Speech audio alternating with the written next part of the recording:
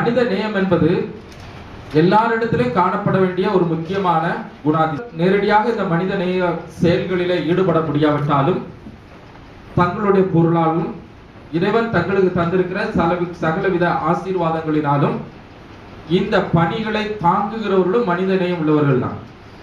So இந்த மனித நேய நாள் என்று நம்முடைய பீஸ் ட்ரஸ்டின் சார்பினாலே ஒரு மனித நேய காரியத்தை நாம் செய்வதற்கு இறைவன் நமக்கு ஒரு வாய்ப்பு கொடுத்தார். அதை இப்போ அவங்க காட்டுவாங்க. திருநெல்வேலியில் பெருமாள்புரம் எஸ்டிசி கல்லூரியின் அருகிலே ஒரு முட்புதரில் கலா என்கிற இந்த பெண்மணி காச நோயினாலையும் பாதிக்கப்பட்டதுனால குடும்பத்தினரால் புறக்கணிக்கப்பட்டு மருத்துவமனையில் அவங்க சிகிச்சை பெற்று கொண்டிருந்தவர்களையும் கூட இருக்க துணைக்கு ஆள் இல்லாதனால அவங்க டிஸ்சார்ஜ் பண்ணப்பட்டு எங்கே செல்வதென்று புரியாதபடியாக இதே இடத்துல இந்த முட்புதருக்குள்ளே வந்து தஞ்சமடைந்து பட்டினியும் பசியுமாக குளிர்லையும் பனியிலையும் வெயிலையும் அவர்கள் அப்படியே கிடந்தாங்க. யாராலும் அவர்கள் மேலே கரிசனை கொண்டு அவர்களுக்கு உதவி செய்ய முடியலை. ஏதோ அவருடைய உயிர் பிழைப்பதற்காக தண்ணீரும் உணவும் பக்கத்தில் உள்ள சிலர்களால் மனம் இறங்கி அவர்களுக்கு கொடுக்கப்பட்டதை அவங்க புசித்தும் குடித்தும் அவங்களுடைய உயிரை அவங்க பாதுகாத்து வந்துட்டு இருந்திருக்கிறாங்க. இதை குறித்த செய்தி கிடைச்ச உடனே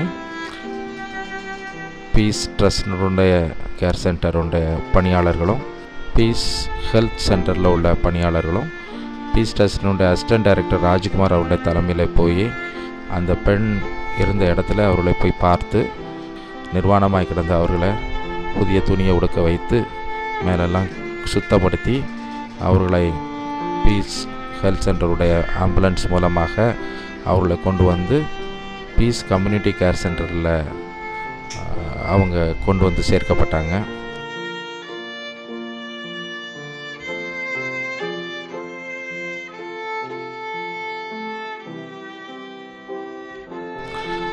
பீஸ் கம்யூனிட்டி கேர் சென்டரில் முதலாவது அவங்க குடிக்கிறதுக்கு அவங்களுக்கு தேவையான பால் கொடுத்து அவர்கள் கொஞ்சம் ஆசுவாசப்படுத்தின பின்பு தலைமுடியெல்லாம் மிகவும் அலங்கோலமாக பல விதமான இன்ஃபெக்ஷனோடு இருக்கக்கூடிய ஒரு சூழ்நிலையில் அவங்களுடைய தலைமயிரெல்லாம் எடுக்கப்பட்டு அவர்கள் சுத்தப்படுத்தப்பட்டாங்க.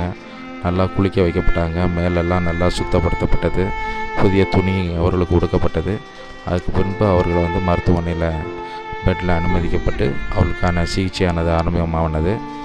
சில மணி நேரங்களுக்குள்ளாகவே இப்போ அவங்க முகத்தில் பார்க்குறபடி மிகவும் ஒரு பிரகாசமான ஒரு சூழ்நிலைக்குள்ளாக ஒரு நம்பிக்கைக்குள்ளாக அவங்க வந்துட்டாங்க.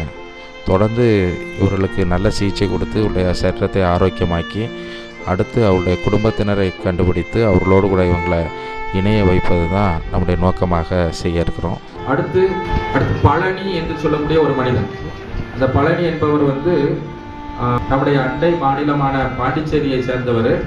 அவர் மனநோய் காரணமாக வீட்டை விட்டு வெளியேறி கிட்டத்தட்ட 7 ஆண்டுகளாக அவர் வந்து வெளியில் அலைந்துட்டு இருந்திருக்கிறார்.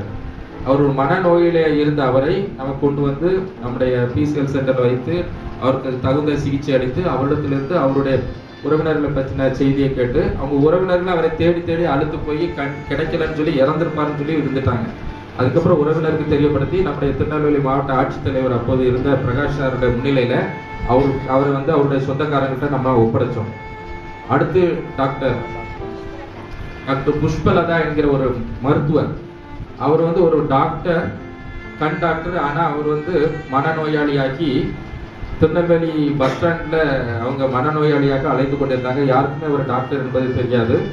ஒரு நாள் ஒரு ஆட்டோ டிரைவர் அவர்கிட்ட வந்து இவங்க டாக்டர்னு சொல்கிறாங்கன்னு சொல்லிட்டு ஒரு ப்ரிஸ்கிரிப்ஷன் தாங்க பார்ப்போம்னு சொல்லி கேட்டிருக்கிறாரு.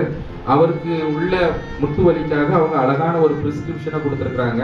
அதை அவர் இந்த மெடிக்கல் ஷாப்பில் காணும்போது யார் தந்தான்னு கேட்டால் இந்த ஒரு மனநோயாளியாக அழைக்கிறாங்களா அவங்க தான் தந்தாங்கன்னு சொன்னோடனே அவருக்கு தோணி இருக்கிறது இவங்க உண்மையிலே ஒரு டாக்டராக இருப்பாங்க போல் அப்படின்னு சொல்லி அவங்க உடனே இதை செய்தியை பத்திரிக்கையில் போட்டிருந்தாங்க. உடனே நாம் அவங்கள அனுப்பி அவங்கள கொண்டு வந்து நம்முடைய மருத்துவமனையில் பல மாதங்கள் இங்கே இருந்தாங்க. அதுக்கப்புறம் நம்முடைய மருத்துவமனையில் ஒரு டியூட்டி டாக்டராகவும் வேலை பார்த்தாங்க. இன்னைக்கு சென்னையில் போய் அவங்க கணவனோடு கூட அவங்க இன்னைக்கு ஐக்கியமாகி அங்கே அவங்க சொந்தமாக ஒரு மருத்துவமனையை அவங்க இன்னைக்கு நடத்தி கொண்டிருக்கிறாங்க. ஸோ மனித நேயத்தினாலே நாம் செய்யக்கூடிய சிறிய உதவிகளினாலே ஒரு பெரிய ஒரு வாழ்க்கை முடிவு பெறாதபடி அது திரும்ப கண்டினியூ ஆகிறது. அதன் மூலமாக அநேகர் நன்மைகளை பெறுகிறார்கள். ஸோ அந்த மனிதநேய நாளன்று ஒரு புறக்கணிக்கப்பட்ட ஒரு மனித ஆத்மாவுக்கு உதவி செய்வதற்கு ஒரு வாய்ப்பை இறைவன் கொடுத்தார். இதை தொடர்ந்து இந்த நற்பணியை செய்து அவருடைய சரீரத்திலும் அவருடைய மனதிலும் அவர்களுக்கு தைரியத்தை கொண்டு வந்து குடும்பத்தினரோடு அவர்கள் இணைக்கப்படும்படியான ஒரு நல்ல ஒரு சூழ்நிலையை சீக்கிரத்தில் இறைவன் கட்டளையிட வேண்டும் என்று சொல்லி இறைவனை வேண்டி இந்த நற்பணியை நாம் செய்கிறோம்.